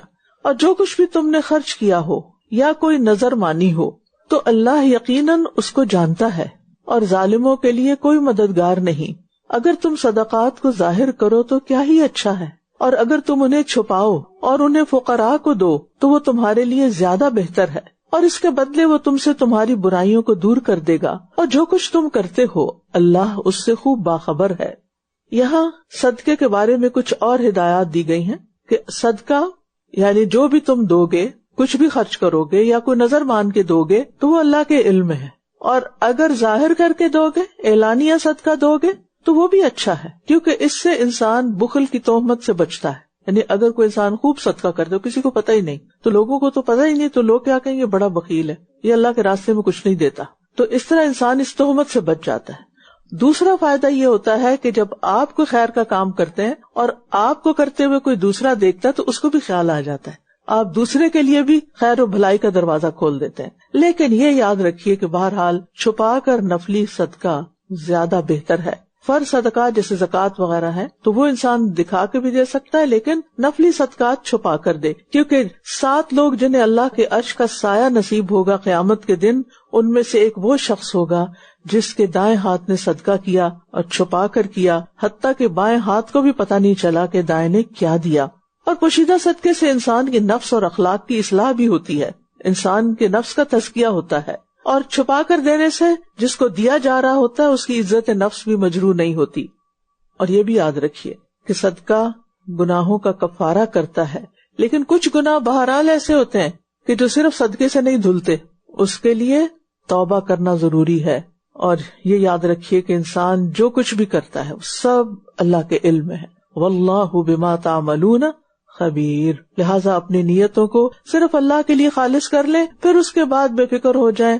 ظاہر میں صدقہ کر رہے ہیں، چھپا کے کر رہے ہیں، کوئی بھی کام کر رہے ہیں، اگر اللہ کے لیے کر رہے ہیں تو جتنی نیت خالص ہوگی، جتنا طریقہ اچھا ہوگا، سنت کے مطابق ہوگا، اتنا ہی اس کا ریوارڈ بھی بہت بڑا ہوگا. پھر فرمایا انہیں ہدایت دینا آپ کے ذمہ نہیں، لیکن اللہ جسے چاہتا ہے ہدایت دیتا ہے. اور جو مال تم خرچ کرتے ہو تو وہ تمہاری اپنی ذات کے فائدے کے لیے ہے، اور تم تو صرف اللہ کا چہرہ چاہنے کے لیے ہی خرچ کرتے ہو، اور مال میں سے جو بھی تم خرچ کرتے ہو وہ تمہیں پورا پورا واپس دے دیا جائے گا، اور تم ظلم نہ کیے جاؤ گے. صدقہ کی آیات کے درمیان لیس علیک ھداھم کی بات آ گئی کہ انہیں ہدایت دینا آپ کے ذمہ نہیں. پہلے بھی اور بعد میں بھی صدقے کی بات ہو رہی ہے، تو یہاں پر یہ بات کیوں کی گئی؟ تو مطلب یہ ہے کہ اگر رشتہ دار یا ضرورت مند مسلم نہیں یا بڑا نیک نہیں یا کچھ غلط کام بھی کرتا ہے تو بھی اس پہ صدقہ کر سکتے ہو. یعنی آپ کا کام ہے اس کے ساتھ بھلائی کرنا، آپ کا کام یہ نہیں کہ اس کو سیدھا کرنا، وہ تو اللہ ہی جسے چاہتا ہے ہدایت دیتا ہے. یعنی تم اپنے صدقات ضرورت مندوں سے اس بنا پہ نہ روکو کہ وہ نیک نہیں ہے. ہو سکتا ہے کہ آپ کے احسان سے وہ نیک بن جائیں، مسلمان ہو جائیں. اور یہ اسلام کی عام رحمت ہے کہ جس کی وجہ سے ہمیں کیا حکم دیا گیا ہے کہ ہر حال میں ہم خیر کرتے جائیں. آپ کو معلوم ہے کہ وہ جو فاحشہ عورت تھی لیکن اس نے ایک کتے کو پانی پلایا تھا کنویں سے نکال کے، تو اس کی وجہ سے اس کی بخشش ہو گئی تھی. لیکن یہ یاد رکھیے کہ غیر مسلموں کو صرف عام صدقات دیے جا سکتے ہیں، زکوٰۃ نہیں دی جا سکتی. اور دوسری طرف جو غفلت میں پڑے ہوئے لوگ ہیں ان کی ہدایت کے لیے اللہ سے دعا کرنی چاہیے. جو بھٹکے ہوئے لوگ ہیں ان کے لیے دعا کرنی چاہیے، ان کو تان و تشنیع نہیں کرنی چاہیے، ان سے برا سلوک نہیں کرنا چاہیے، ان کی ضرورتوں کو روک کر نہیں رکھنا چاہیے. اور پھر یہ کہ ہم نے جب اللہ کے لیے دینا ہے تو جس کے پاس بھی جائے گا ہمارے لیے اجر و ثواب لکھا جائے گا. یعنی جو بھی دو گے فَلِأَنفُسِكُمْ، اور دو کس کے لیے؟ ابتغاء وجہ اللہ، اللہ کے چہرے کی خاطر. بعض اوقات لوگ اس کا ترجمہ رضا کر دیتے ہیں، ٹھیک ہے، لیکن جو لطف وجہ کا چہرے کا ترجمہ کرنے میں ہے کہ اللہ کا دیدار کرنے کے لیے تم یہ سب نیک کام کرو، تو یہ مومن کی سب سے بڑی تمنا اور خواہش بھی ہونی چاہیے کہ وہ جو نیک کام کرے اس کے بدلے میں وہ اللہ سبحانہ وتعالی کا دیدار کر پائے. یہ صدقات ان فقراء کے لیے ہیں جو اللہ کے راستے میں گھیر لیے گئے، جو زمین میں معاش کے لیے چلنے پھرنے کی استطاعت نہیں رکھتے، یعنی دن رات اللہ کے کام میں لگے ہوئے ہیں، فی سبیل اللہ وقف ہیں. ناواقف حال ان کے سوال نہ کرنے کی وجہ سے انہیں مالدار سمجھتا ہے. آپ انہیں ان کے چہرے کی علامت سے پہچان لیں گے، یعنی ان کی ضروریات کو. وہ لوگوں سے لپٹ کر سوال نہیں کرتے، یعنی پیچھے نہیں پڑتے. اور مال میں سے جو بھی تم خرچ کرتے ہو یقیناً اللہ اس کو خوب جاننے والا ہے. تو اس سے پتہ چلتا ہے کہ صدقات کے خاص مستحق اللہ کی راہ میں نکلے ہوئے مجاہد اور دین کے طالب علم ہو سکتے ہیں، جنہوں نے اپنی زندگیوں کو اللہ کے دین کے لیے وقف کیا ہوا ہے، روک کر رکھا ہوا ہے، اور پھر وہ لوگوں سے پیچھے پڑ کے بھی نہیں مانگتے۔ اور ویسے بھی سوال کرنا ہمارے دین میں پسندیدہ نہیں، اور بلا ضرورت مانگنے والے کے لیے تو قیامت کے دن سخت وعید ہے کہ وہ اس حال میں آئے گا کہ اس کے چہرے پر سکن بھی نہیں ہوگی، ایک بوٹی بھی نہیں ہوگی۔ اور یہ یاد رکھیے فَإِنَّ اللَّهَ بِهِ علیم کہ انسان کا کوئی بھی عمل اللہ سے اوجھل نہیں، چھپا ہوا نہیں۔ الذين ينفقون أموالهم بالليل والنهار سرا وعلانية فلهم أجرهم عند ربهم ولا خوف عليهم ولا هم يحزنون الذين يأكلون الربا لا يقومون إلا كما يقوم الذي يتخبطه الشيطان من المس ذلك بأنهم قالوا إنما البيع مثل الربا وأحل الله البيع وحرم الربا فمن جاءه موعظة من ربه فانتهى فله ما سلف وأمره إلى الله ومن عاد فأولئك أصحاب النار هم فيها خالدون يمحق الله الربا ويربي الصدقات والله لا يحب كل كفار أثيم إن الذين آمنوا وعملوا الصالحات وأقاموا الصلاة وآتوا الزكاة لهم أجرهم عند ربهم ولا خوف عليهم ولا هم يحزنون يا أيها الذين آمنوا اتقوا الله وذروا ما بقي من الربا إن كنتم مؤمنين فإن لم تفعلوا فأذنوا بحرب من الله ورسوله وإن تبتم فلكم رؤوس أموالكم لا تظلمون ولا تظلمون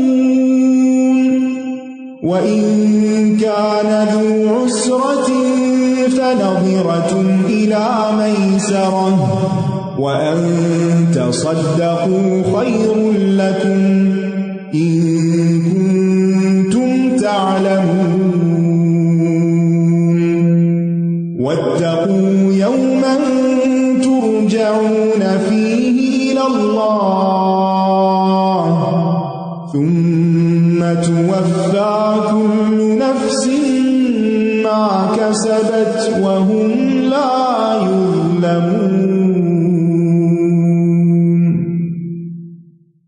وہ لوگ جو اپنے مال رات اور دن چھپے اور کھلے خرچ کرتے ہیں تو ان کے لیے ان کا اجر ان کے رب کے پاس ہے، اس کا بدلہ انہیں ان کا رب ہی دے گا، اور ان پر نہ کوئی خوف ہوگا اور نہ وہ غمگین ہوں گے۔ صدقے کی تاکید کی وجہ سے یہاں پر مزید رات اور دن کا بھی ذکر کر دیا گیا۔ اللہ کے راستے میں خرچ کرنے کے بے پناہ فائدے ہیں، دنیا میں بھی اور آخرت میں بھی۔ مال کی صفائی ہوتی ہے، انسان کا تزکیہ ہوتا ہے، قلب کا تزکیہ ہوتا ہے، بیماریوں اور مصیبتوں سے نجات ملتی ہے۔ ابن قیم کہتے ہیں مصیبتوں کو ٹالنے میں صدقے کی عجیب تاثیر ہے، خواہ یہ صدقہ فاجر یا ظالم کی طرف سے ہو یا کافر کی طرف سے، اللہ تعالیٰ اس کے ذریعے سے بہت ساری مصیبتوں کو دور فرماتے ہیں۔ اور یہ تمام عام اور خاص لوگوں کو معلوم ہے کیونکہ لوگوں کو اس کا تجربہ ہے. یعنی تجربہ کر کے دیکھیے کہ صدقہ کرنے سے مصیبت کتنی جلدی ٹلتی ہے. پھر غریبوں مسکینوں کو خوشی فراہم کرتا ہے. یعنی صدقہ لوگوں کو خوش کرنے کا سبب ہے اور ان کی مصیبتوں کو دور کرنا افضل ترین عمل ہے. صدقے سے رزق میں برکت اور مال میں وسعت ہوتی ہے. یہ تو دنیا کے فائدے تھے. اور آخرت میں صدقہ دینے والے کے لیے قبر کی گرمی سے ڈھال بن جائے گا, قیامت کے دن سایہ بن جائے گا. رسول اللہ صلی اللہ علیہ وسلم نے فرمایا, یقیناً صدقہ کرنے والوں کی قبروں سے حرارت کو بجھا دیتا ہے. یعنی قبروں کی گرمی صدقے سے ختم ہو جاتی ہے. اور پھر قیامت کے دن بھی سورج سوا نیزے تک آ جائے گا اور شدید گرمی ہوگی انسان کے لیے, اور کوئی سایہ نہیں ہوگا سوائے اس کے اپنے صدقے کے. پھر گناہوں کی بخشش ہوگی. فرمایا صدقہ گناہوں کو اس طرح مٹاتا ہے جیسے پانی آگ کو مٹاتا ہے. صدقے سے میزان بھاری ہو جائے گا. یعنی جس نے اللہ کی راہ میں کوئی چیز خرچ کی اس کے لیے 700 گنا اجر لکھا جائے گا. یعنی ایک چیز 700 گنا بڑھ جائے گی تو وہ میزان کتنا بھاری ہوگا. عرش کا سایہ ملے گا جس دن اللہ کے عرش کے سائے کے سوا کوئی سایہ نہ ہوگا, اور خاص طور پر اگر چھپا کے صدقہ کرتے ہیں. اور 5ویں نمبر پر جنت میں درجات کی بلندی نصیب ہوگی. وَسَارِعُوا إِلَىٰ مَغْفِرَةٍ مِّن رَّبِّكُمْ وَجَنَّةٍ عَرْضُهَا السَّمَاوَاتُ وَالْأَرْضُ أُعِدَّتْ لِلْمُتَّقِينَ الَّذِينَ يُنفِقُونَ فِي السَّرَّاءِ وَالضَّرَّاءِ. ایک دوسرے سے بڑھ کر دوڑو اپنے رب کی جانب سے بخشش کی طرف اور جنت کی طرف جس کی چوڑائی آسمان و زمین برابر ہے. متقین کے لیے تیار کی گئی ہے. کون ہے وہ؟ جو خوشی اور تکلیف میں خرچ کرتے ہیں, دیتے ہیں, دینے والے ہیں. اس کے برعکس فرمایا وہ لوگ جو سود کھاتے ہیں وہ قیامت کے دن کھڑے نہ ہو سکیں گے مگر جیسے وہ شخص کھڑا ہوتا ہے جسے شیطان نے چھو کر خپتی بنا دیا ہو. یہ اس وجہ سے ہے کہ وہ کہتے ہیں کہ بے شک تجارت بھی سود ہی کی طرح ہے, حالانکہ تجارت کو اللہ نے حلال کیا ہے اور سود کو حرام کیا ہے. صدقے سے دوسروں کی ضروریات پوری ہوتی ہیں جبکہ سود سے دوسروں کی ضروریات سے فائدہ اٹھایا جاتا ہے. تو جس کے پاس اس کے رب کی طرف سے کوئی نصیحت آ جائے اور وہ باز آ جائے تو جو پہلے ہو چکا ہے وہ اسی کا ہے اور اس کا معاملہ اللہ کے سپرد ہے. اللہ چاہے تو معاف کرے, نہ چاہے تو نہیں. اور جو کوئی سود کی طرف دوبارہ لوٹ آئے تو یہی لوگ آگ کے ساتھی ہیں, یہ اس میں ہمیشہ رہنے والے ہیں. اللہ سود کو مٹاتا ہے اور صدقات کو بڑھاتا ہے, اور اللہ کسی بھی ناشکرے سخت گناہگار کو پسند نہیں کرتا. تو بات یہ ہے کہ جب صدقے کی تاکید فرمائی تو قرض دینا تو اور بھی زیادہ ثواب کا باعث ہے. ہر روز اتنا مال آپ کے لیے صدقہ لکھا جاتا ہے جتنی دیر آپ کا مال کسی اور کے پاس بطور قرض رہتا ہے. لیکن اگر کوئی قرض دے کر اس پر سود لے رہا ہے تو اپنے آپ کو ہلاکت میں ڈال رہا ہے.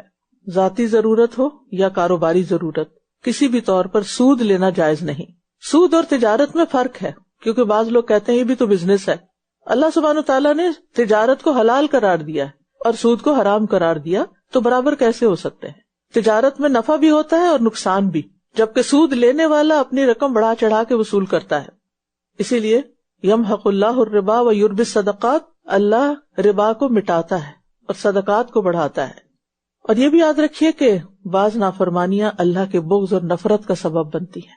اسی لیے یہاں فرمایا واللہ لا یحب کل کفار اثیم, ناشکرے گناہگار کو اللہ پسند نہیں کرتا. تو یاد رکھیے مالدار ہو کر محتاج کی مدد نہ کرنا, اس کو قرض نہ دینا, یہ نعمت کی سخت ناشکری ہے. پھر فرمایا بے شک جو لوگ ایمان لائے اور انہوں نے نیک اعمال کیے اور نماز قائم کی اور زکوٰۃ ادا کی, ان کے لیے ان کا اجر ان کے رب کے پاس ہے اور ان پر نہ کوئی خوف ہوگا اور نہ ہی وہ غمگین ہوں گے. تو خوف اور غم سے نکلنے کا نسخہ ہے یہ کہ انسان نماز بھی قائم کرے دیگر نیک اعمال کے ساتھ ساتھ اور زکوٰۃ بھی ادا کرے. پیچھے عام صدقات کی بات ہو رہی ہے جس میں زکوٰۃ بھی انکلوڈیڈ ہے, یہاں خاص طور پر زکوٰۃ کی بات ہو رہی ہے کیونکہ ایمان عمل صالح کو جنم دیتا ہے اور عمل صالح میں ٹاپ پر نماز اور زکوٰۃ ہے. اور پھر جب انسان ایمان اور عمل صالح کے ساتھ نماز اور زکوٰۃ کے ساتھ مدد لیتا ہے اور ایمان مزید مضبوط ہوتا ہے تو پھر انسان حرام چیزوں سے زیادہ آسانی سے بچ سکتا ہے. جب انسان کا ایمان کمزور ہوتا ہے تو پھر وہ حلال حرام کی پرواہ نہیں کرتا. اے لوگوں جو ایمان لائے ہو, اللہ سے ڈرو اور سود میں سے جو لوگوں کے ذمہ باقی رہ گیا ہو اسے چھوڑ دو, مت لو ان سے, اگر تم واقعی مومن ہو. پھر اگر تم ایسا نہیں کرتے تو جان لو کہ تمہارے لیے اللہ اور اس کے رسول کی طرف سے اعلان جنگ ہے. اللہ اور اس کے رسول کی طرف سے اعلان جنگ ہے، اور اگر تم توبہ کر لو تو تمہارے اصل مال تمہارے لیے، یعنی جو قرض دیا ہوا وہ واپس لے سکتے ہو، نہ تم ظلم کرو گے اور نہ تم پر ظلم کیا جائے گا، اور اگر وہ مقروض تنگ دست ہو تو آسانی تک مہلت دینا ہوگی، اور اگر تم اصل قرضہ صدقہ کر دو تو وہ تمہارے لیے بہتر ہے اگر تم جانتے ہو، یعنی قرض کو معاف کر دینا یہ بہترین صدقہ ہے۔ نبی صلی اللہ علیہ وسلم نے فرمایا، جس نے اپنے قرض دار کو مہلت دی یا قرض معاف کر دیا تو اللہ تعالیٰ اسے قیامت کے دن اپنا سایہ عطا فرمائے گا۔ لہٰذا ہم سب کو ایسے احکامات پر عمل کرنا چاہیے جو قیامت کے دن ہماری پروٹیکشن کا باعث ہوں۔ پھر فرمایا، اور اس دن سے ڈرو جس میں تم سب اللہ کی طرف لوٹائے جاؤ گے، پھر ہر شخص کو اس کی کمائی کے مطابق پورا پورا بدلہ دے دیا جائے گا اور وہ ظلم نہ کیے جائیں گے، یعنی جو یہاں کرو گے اس کا ٹھیک ٹھیک بدلہ ملے گا، پورا پورا ملے گا، اور کسی پر ظلم نہیں ہوگا، زیادتی نہیں ہوگی۔ یا ایھا الذین آمنوا اذا تداینتم بدین الی اجل مسمى فاکتبوه وَلْيَكْتُبْ بَيْنَكُمْ كَاتِبٌ بِالْعَدْلِ وَلَا يَأْبَ كَاتِبٌ أَن يَكْتُبَ كَمَا عَلَّمَهُ اللَّهُ فَلْيَكْتُبْ وَلْيُمْلِلِ الَّذِي عَلَيْهِ الْحَقُّ وَلْيَتَّقِ اللَّهَ رَبَّهُ وَلَا يَبْخَسْ مِنْهُ شَيْئًا فَإِن كَانَ الَّذِي عَلَيْهِ الْحَقُّ سَفِيهًا أَوْ ضَعِيفًا أَوْ لَا يَسْتَطِيعُ أَن يُمِلَّ هُوَ فَلْيُمْلِلْ وَلِيُّهُ بِالْعَدْلِ وَاسْتَشْهِدُوا شَهِيدَيْنِ مِن رِّجَالِكُمْ فَإِن لَّمْ يَكُونَا رَجُلَيْنِ فَرَجُلٌ وَامْرَأَتَانِ مِمَّن تَرْضَوْنَ مِنَ الشُّهَدَاءِ أَن تَضِلَّ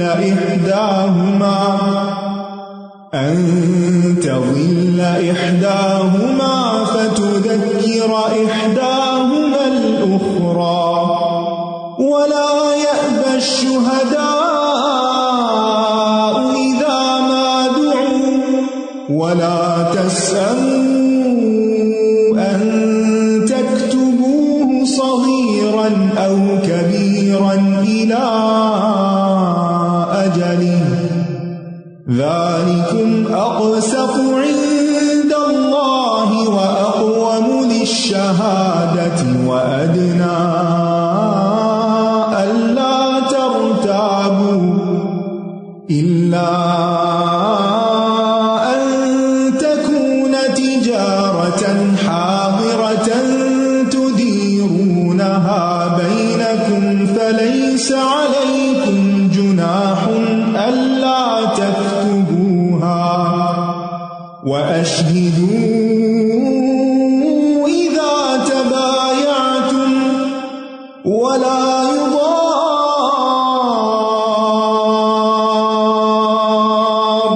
كَاتِبٌ وَلَا شَهِيدٌ وَإِن تَفْعَلُوا فَإِنَّهُ فُسُوقٌ بِكُمْ وَاتَّقُوا اللَّهَ وَيُعَلِّمُكُمُ اللَّهُ وَاللَّهُ بِكُلِّ شَيْءٍ عَلِيمٌ وَإِن كُنتُمْ عَلَى سَفَرٍ وَلَمْ تَجِدُوا كَاتِبًا فَرِهَانٌ مَّقْبُوضَةٌ فَإِنْ أَمِنَ بَعْضُكُمْ بَعْضًا فَلْيُؤَدِّ الَّذِي اؤْتُمِنَ أَمَانَتَهُ وَلْيَتَّقِ اللَّهَ رَبَّهُ وَلَا تَكْتُمُوا الشَّهَادَةَ وَمَن يَكْتُمْهَا فَإِنَّهُ آثِمٌ قَلْبُهُ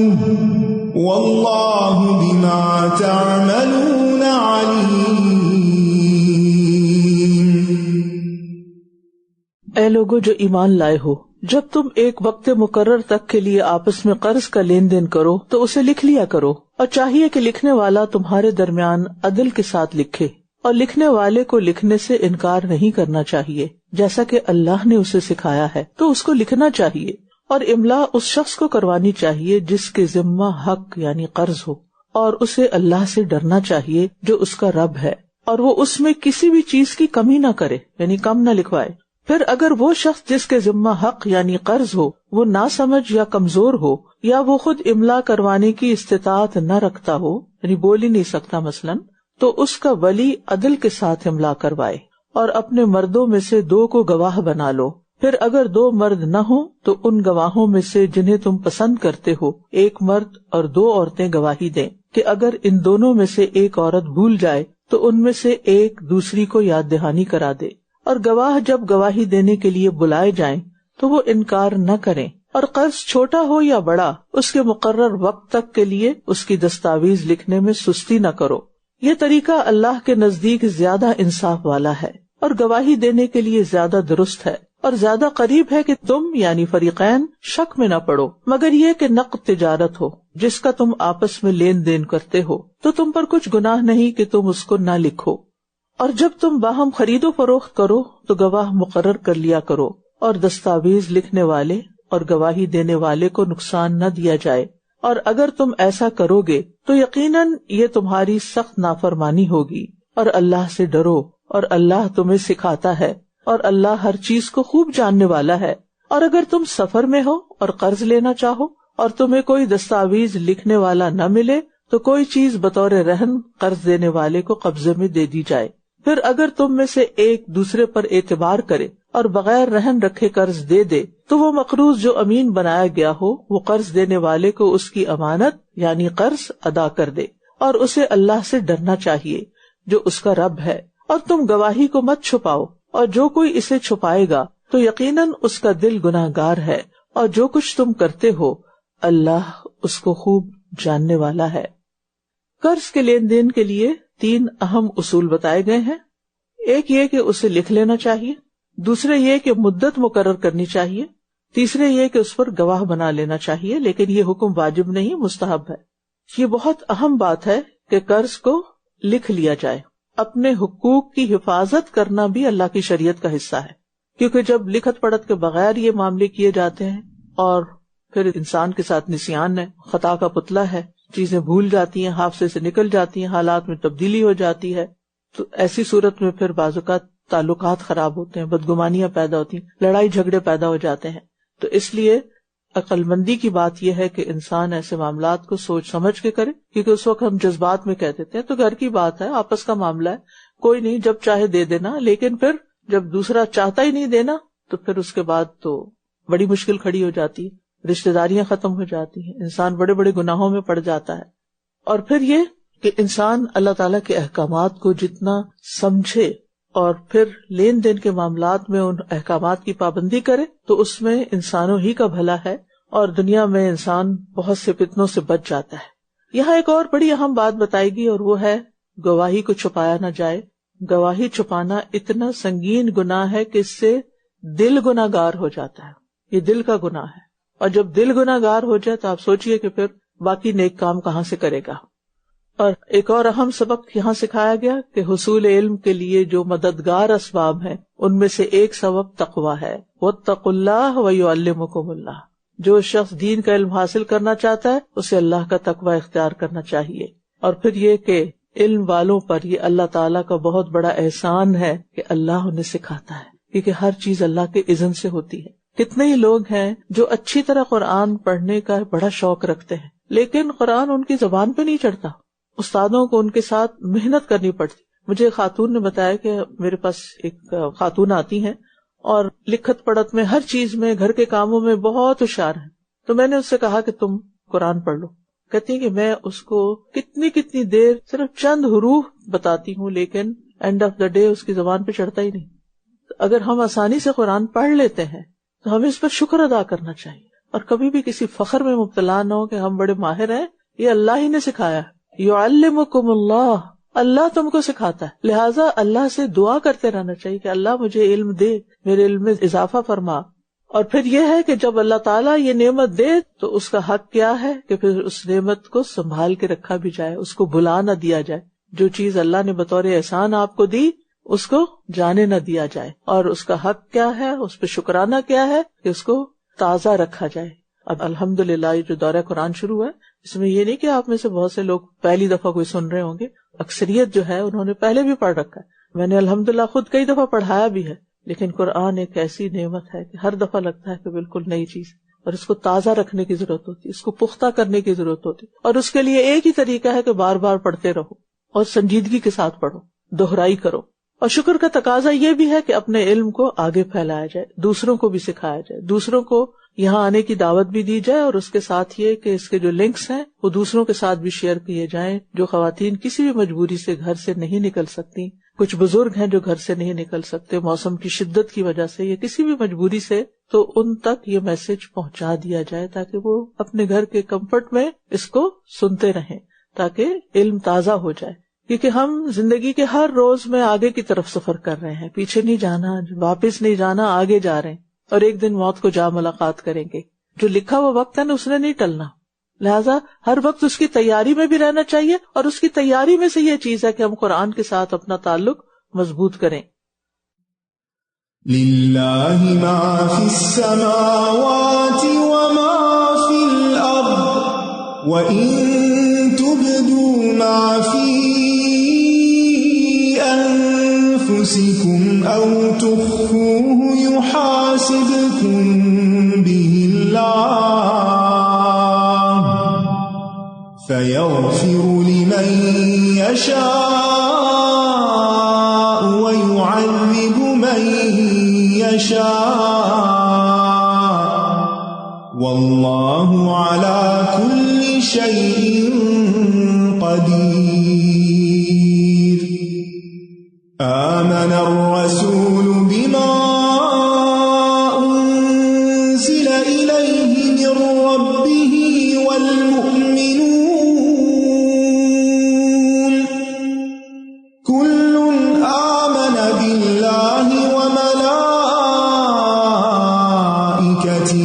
وَكُتُبِهِ وَرُسُلِهِ لَا نُفَرِّقُ بَيْنَ أَحَدٍ مِّن رُّسُلِهِ وَقَالُوا سَمِعْنَا وَأَطَعْنَا غُفْرَانَكَ رَبَّنَا وَإِلَيْكَ الْمَصِيرُ. لَا يُكَلِّفُ اللَّهُ نَفْسًا إِلَّا وُسْعَهَا لَهَا مَا كَسَبَتْ وَعَلَيْهَا مَا اكْتَسَبَتْ. رَبَّنَا لَا تُؤَاخِذْنَا إِن نَّسِينَا أَوْ أَخْطَأْنَا. رَبَّنَا وَلَا تَحْمِلْ عَلَيْنَا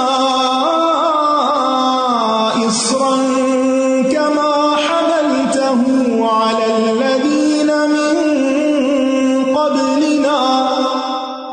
رَبَّنَا وَلَا تُحَمِّلْنَا مَا لَا طَاقَةَ لَنَا بِهِ وَاعْفُ عَنَّا وَاغْفِرْ لَنَا وَارْحَمْنَا أَنْتَ مَوْلَانَا فَانصُرْنَا عَلَى الْقَوْمِ الْكَافِرِينَ.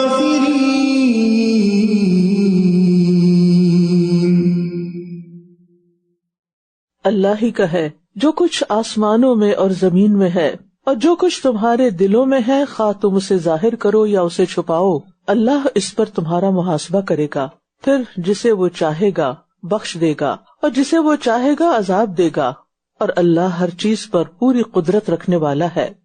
اس آیت میں اللہ تعالیٰ کی 3 صفات کا ذکر ہوا ہے، ملک، علم اور قدرت. یعنی وہ ہر چیز کا مالک ہے، اونر وہ ہے. ہمارے پاس یہ سب کچھ ٹیمپریری ہے، ہمارے امتحان کے لیے ہے، ہماری ضروریات پوری کرنے کے لیے. ہم دنیا کی کسی بھی چیز کے اصل مالک نہیں ہیں، یہ چیز ہمیں یاد رکھنی چاہیے. اللہ نے کچھ عرصے کے لیے یہ سب کچھ ہمیں دیا ہے، اور پھر واپس اسی کی طرف چلا جائے گا.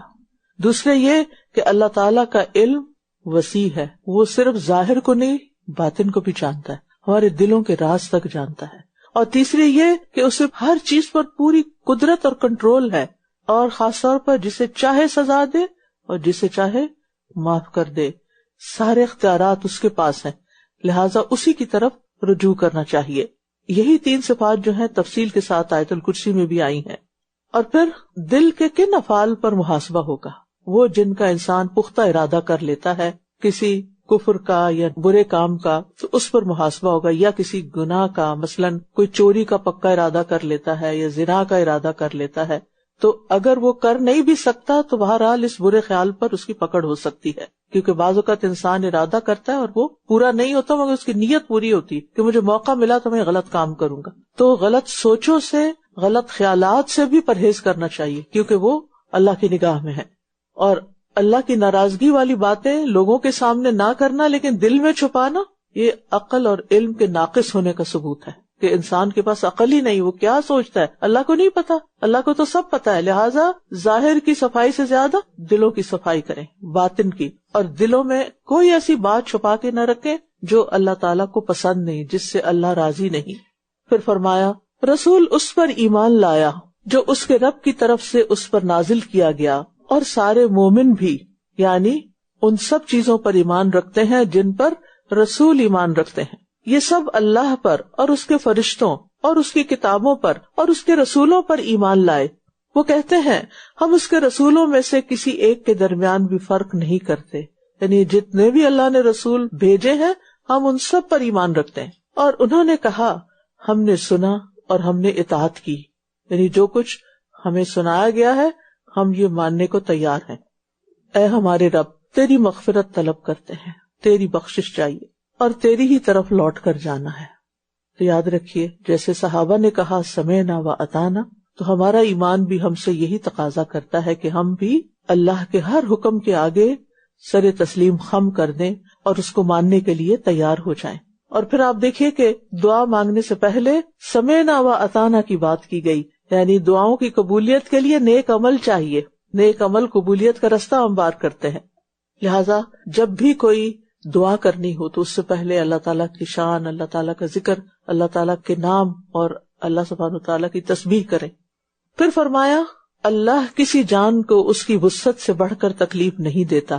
جو اس نے نیکی کمائی وہ اسی کے فائدے کے لیے ہے، اور جو اس نے برائی کمائی اسی کے ذمے اس کا نقصان ہے. اے ہمارے رب، اگر ہم بھول جائیں یا ہم خطا کر بیٹھیں تو ہمارا مواخذہ نہ کرنا، ہماری پکڑ نہ کرنا. اے ہمارے رب، ہم پر ایسا بوجھ نہ ڈالنا جیسا تو نے ہم سے پہلے لوگوں پر ڈالا تھا. اے ہمارے رب، اور تو ہم سے وہ بوجھ نہ اٹھوا جس کو اٹھانے کی ہم طاقت نہیں رکھتے، اور ہم سے درگزر فرما اور ہمیں بخش دے اور ہم پر رحم فرما. تو ہی ہمارا مولا ہے، بس کافر قوم کے مقابلے میں ہماری مدد فرما. یہ اللہ کی بے پناہ رحمت ہے کہ اللہ نے انسان کو ایسے کام کرنے کا حکم نہیں دیا جن کے کرنے کی اس کے اندر طاقت نہ ہو. اور پھر مانگنے کی دعاؤں میں اللہ سے عفو اور عافیت اور مغفرت اور رحمت کا سوال کرنا چاہیے، کیونکہ ہم انسان ہیں، کمزور ہیں، گناہگار ہیں. ہماری نجات نہیں ہو سکتی اگر رب ہمیں معاف نہ کرے، ہمیں بخشے نہیں اور ہم پر رحم نہ فرمائے. اور پھر اگر ہم چاہتے ہیں کہ ہمیں اپنے دشمنوں کے مقابلے میں فتح حاصل ہو تو اس کے لیے اللہ کو مولا بنا لے.